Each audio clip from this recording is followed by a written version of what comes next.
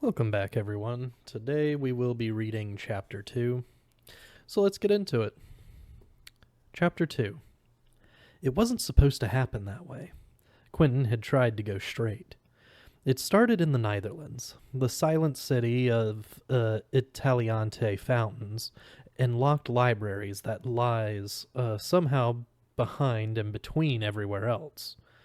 The fountains were really doorways to other worlds, and Quentin stood leaning against the one that led to Fillory. He had just been forcibly ejected from it.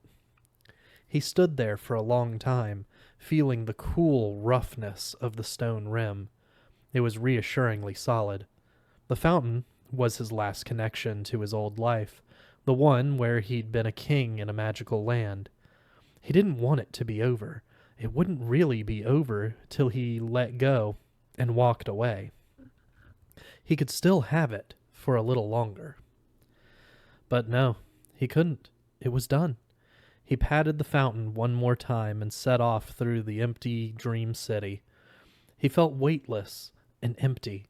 He'd stopped being who he was, but he wasn't sure yet who he was going to be next. His head was still full of the end of the world, the setting sun, the endless, thin, curving beach, the two mismatched wooden chairs, the ringing crescent moon, the sputtering comets. The last sight of Julia, diving off the edge of Fillory, straight down to the far side of the world, down into her future. It was a new beginning for her, but he'd hit a dead end. No more Fillory, no further.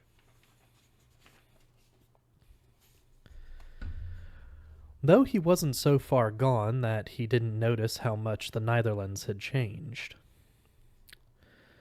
Before this, it had always been quiet and serene, trapped under a bell jar of stillness and silence beneath a cloudy twilight sky. But something had happened. The gods had come back to fix the flaw in the universe that was magic, and in the crisis that followed, the bell jar broke, and time and weather had come flooding in. Now the air smelled like mist. Rippled, ragged clouds streamed by overhead, and patches of blue sky were mirrored in shivering pools of snow melt. The sound of trickling water was everywhere. Reluctantly, resentfully, the Netherlands was having its first spring. It was a season of wreckage and ruin. All around Quentin, roofless buildings lay open to the elements, the toppled bookshelves inside lying in domino rows, exposed like the ribs of rotting carcasses. Stray pages torn from the libraries of the Netherlands floated and tumbled high in the troubled air overhead. Crossing a bridge over a canal, Quentin saw that the water was almost level with the banks on either side. He wondered what would happen if it overflowed. Probably nothing. Probably he'd get wet. The fountain that led to Earth had changed too. The sculpture at its center was of a great brass lotus, but in the struggle over magic, a swarm of dragons had used it to enter the Netherlands, and when they came surging up through it, the flower had ripped open at the seams. Quentin thought maybe somebody would have come by and repaired it by now, but instead the fountain was repairing itself. The old flower had withered and flopped over to one side, and a new brass lotus was budding open in its place. Quentin was studying the bud fountain, wondering if even his narrow, bony hips were narrow and bony enough to fit through it, when something brushed his shoulder. By reflex, he snatched it out of the air. It was a piece of paper. A page ripped from a book. The page was dense, with writing and diagrams on both sides. He was about to let it go again, to give it back to the wind, but then he didn't. He folded it in quarters and shoved it in his back pocket instead. Then he fell to earth. It was raining on Earth, or at least it was in Chesterton. Bucketing down, hard and freezing cold, a November New England monsoon. For reasons best known to itself, The magic button had chosen to place him in the lush Massachusetts suburb where his parents lived, on the wide, flat lawn in front of their too large house. Rain hammered on the roof and streamed down the windows and vomited out of a drain pipe in a rooster tail. It soaked through his clothes almost immediately. In the Netherlands, he'd still been able to smell the sea salt of Fillory on his clothes, but now the rain dissolved it and washed it away forever. Instead, he smelled the smells of autumn rain in the suburbs, mulch rotting, wooden decks swelling, wet dogs, hedges breathing. He took the silver watch out of his pocket, the one Elliot had given him before he left Fillory. He'd hardly glanced at it before. He'd been too shocked and angry when they told him he had to leave. But now that he did, he saw that its face was studded with a really glorious profusion of detail. 2 extra dials, a moving star chart, the phases of the moon. It was a beautiful watch.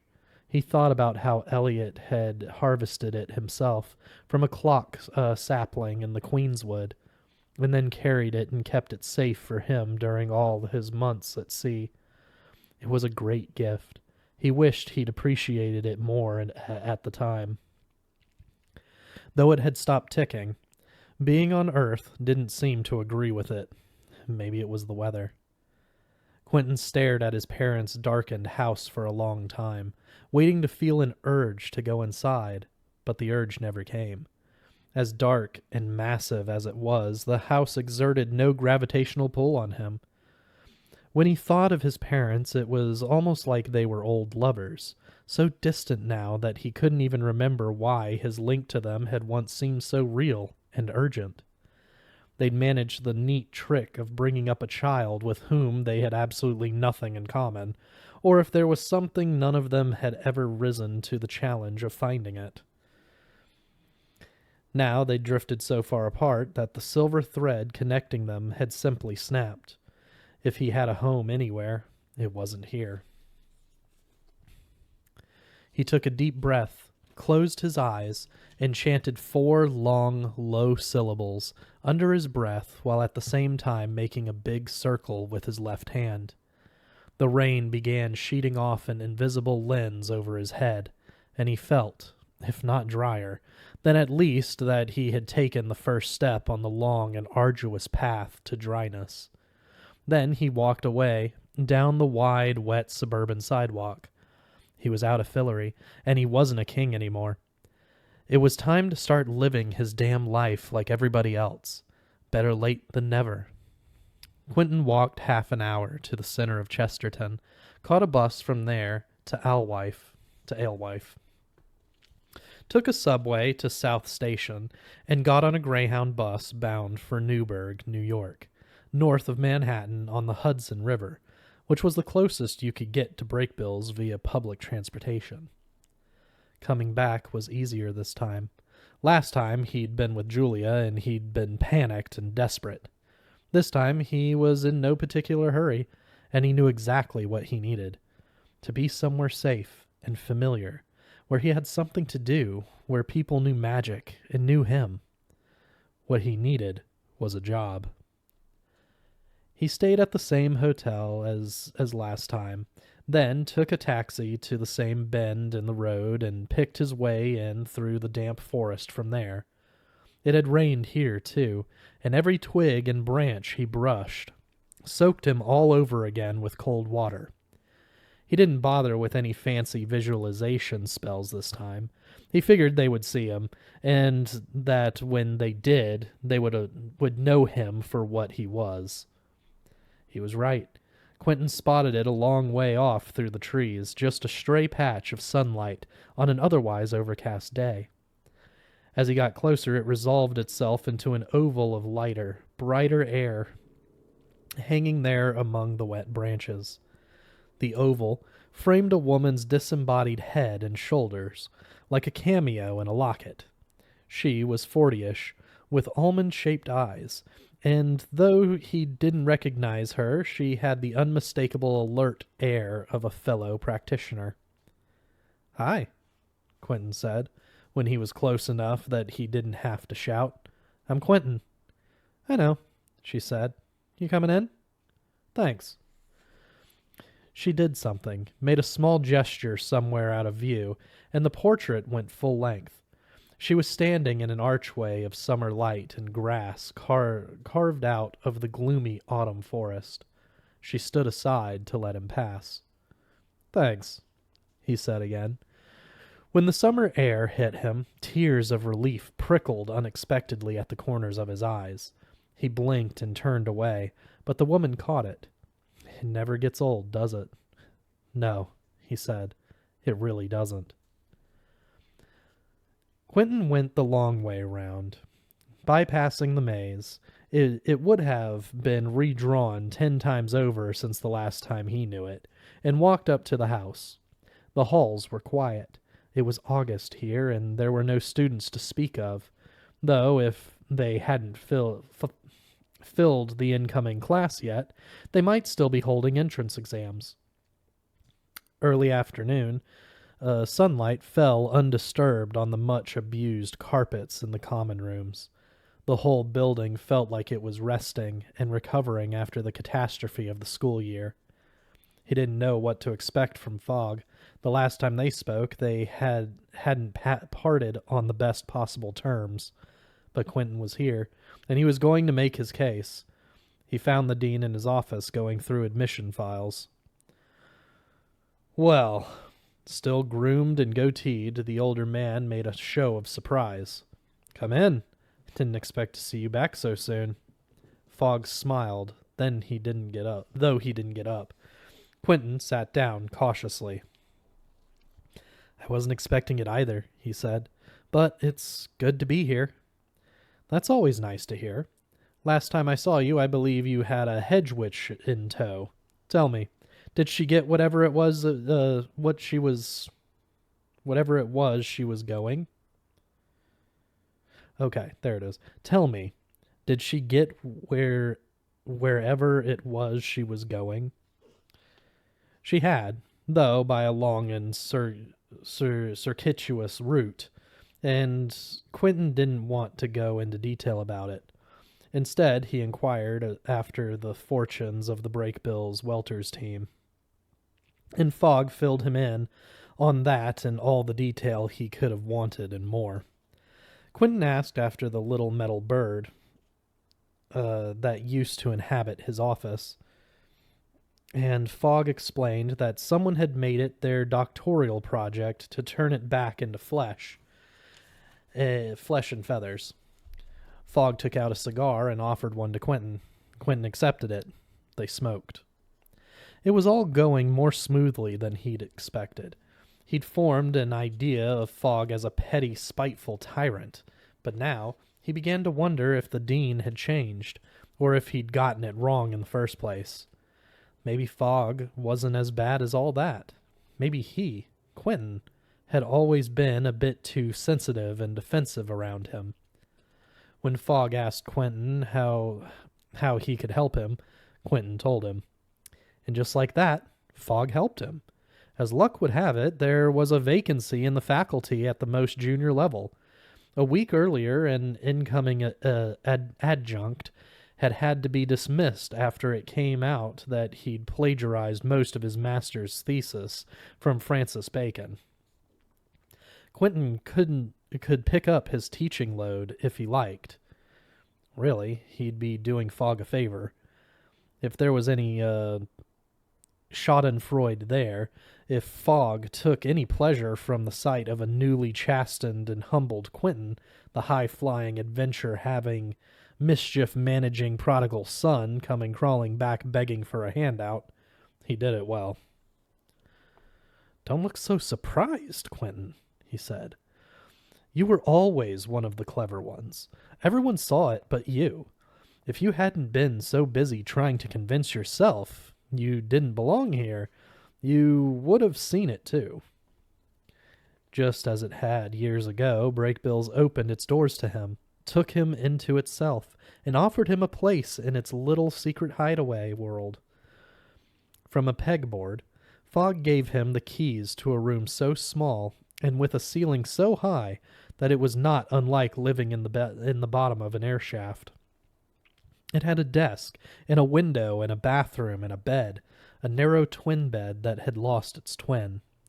Its sheets had the unmistakable scent of Breakbill's laundry, and the smell immediately sent Quentin dropping like a stone down a well of memory, back to the years he'd spent sleeping snugly wrapped up in Breakbill's bedclothes, dreaming of a future very different from the one he now inhabited.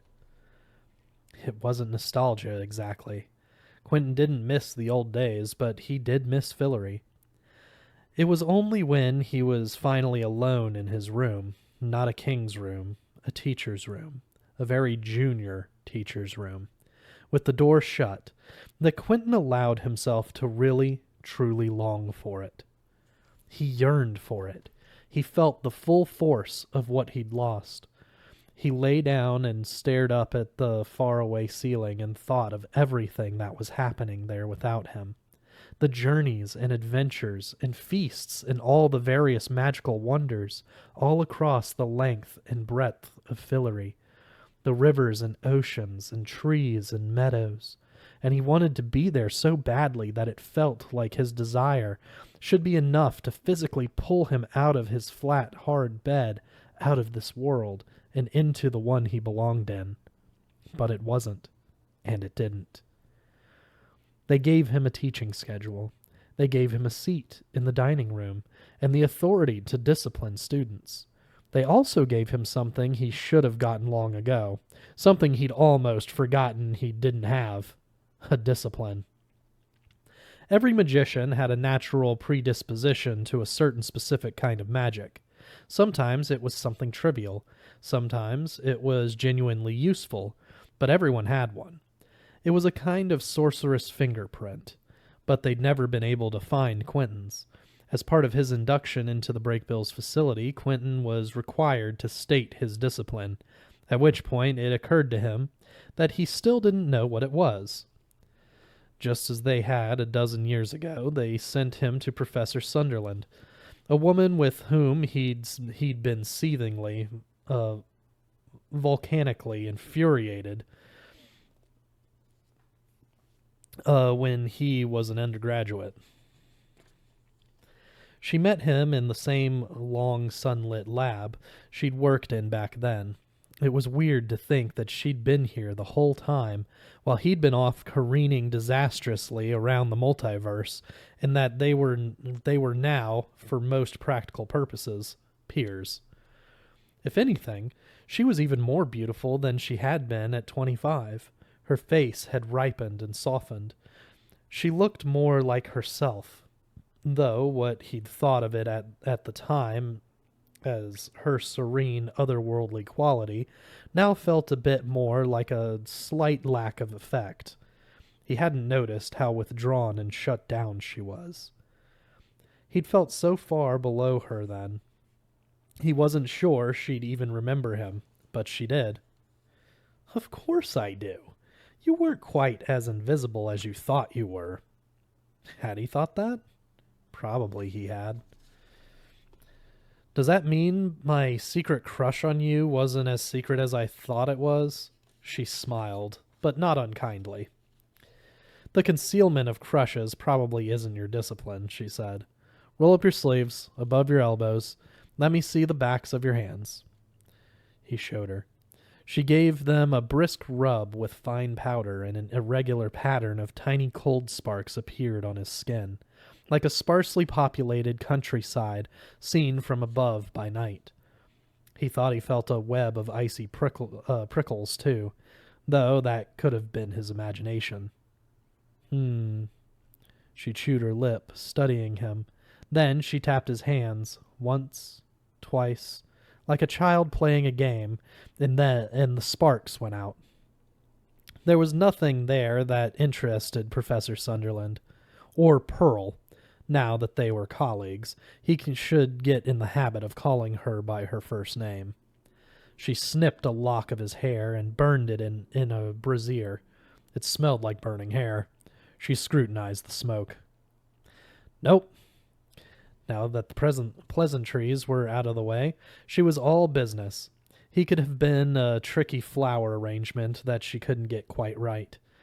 She studied him through a graduated series of smoked lenses when he walked backward around the room.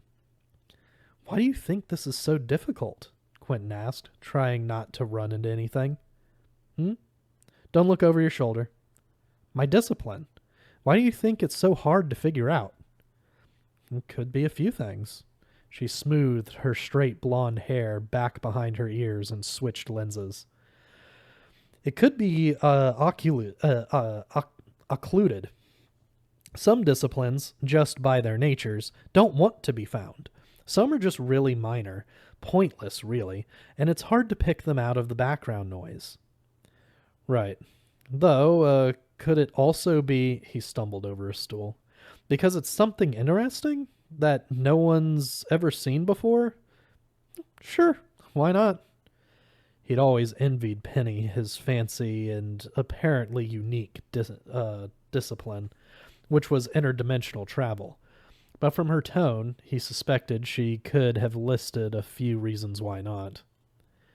"Remember when I made those sparks that one time?" "I remember." "Ha! Can't believe I didn't think of this before. Stand still." He stopped, and Pearl rummaged in a drawer and took out a heavy brass-edged ruler marked in irregular units that Quentin didn't recognize. "Close your eyes." He did, and immediately an electric bar of pain flashed across the back of his right hand. He clamped it between his knees. It was 10 seconds before he even recovered enough to say, "Ow." When he opened his eyes, he half expected to see his fingers sheared right off at the second knuckle. They were still there, though they were turning red. She'd whacked them with the sharp edge of the ruler. "Sorry," she said. "The pain response is often very revealing." "Listen, if that doesn't do it, I think I'm all right with not knowing." "No, that did it. You're very sensitive, I must say." Quentin didn't think that not wanting to get smacked across the knuckles with a ruler made him unusually sensitive, but he didn't say anything, and Pearl was already paging through a huge old reference book, printed all in jewel type. Quentin had a sudden crazy urge to stop her. He'd been living with this for so long it was part of who he was. He was the man without a discipline. Was he ready to give that up? If she told him, he'd be like everybody else. But he didn't stop her. "I had a pet theory about you." Pearl ran her finger down a column, "which was that I couldn't find your discipline last time because you didn't have one yet. I always thought you were a bit young for your age. Personality is a factor, maturity. You were old enough to have a discipline, but emotionally you weren't there yet. You hadn't come into focus." That was kind of embarrassing, and like his crush, it had probably been obvious to more people than he realized. "I guess I'm a late bloomer," Quentin said. "There you are." She tapped the page. "Repair of small objects." "That's you." "Repair of small objects?" "Uh-huh." He couldn't honestly say that it was everything he'd hoped for. "Small like a chair?" "Think smaller," she said. "Like, I don't know, a coffee cup." She shaped her hands around an invisible mug. "Have you had any special luck with that? Lesser bindings, reconstitutions, that kind of thing?" "Maybe. I don't know." Couldn't actually say that he'd ever noticed. Maybe he just hadn't been paying attention. It was a bit of an anticlimax. You couldn't call it sexy, exactly. Not breaking new ground so much. He wouldn't be striding between dimensions or calling down thunderbolts or manifesting Patroni. Not on the strength of repair of small objects. Life was briskly and efficiently stripping Quentin of his last delusions about himself one by one, shucking them off in firm, hard jerks, like wet clothes, leaving him naked and shivering. But it wasn't going to kill him. It wasn't sexy, but it was real, and that was what mattered now. No more fantasies. That was life after Fillory. Maybe when you give up your dreams, you find out that there's more to life than dreaming. He was going to live in the real world from now on, and he was going to learn to appreciate its rough, mundane solidity. He'd been learning a lot about himself lately, and he'd thought it would be painful. And it was, but it was a relief, too. These were things he'd been scared to face his whole life, and now that he was looking them in the eye, they weren't quite as scary as he thought. Or maybe he was tougher than he thought.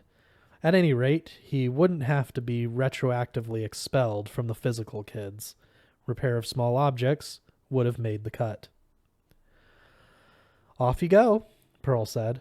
Fogg will probably have you take over the first-year class on minor mendings. I expect he will, Quentin said.